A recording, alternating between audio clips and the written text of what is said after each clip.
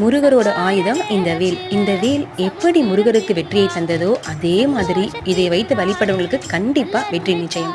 நாம வேலுக்கு செய்யற அபிஷேகத்துக்கு ஒவ்வொன்றுத்துக்கும் ஒரு பலன் இருக்கு.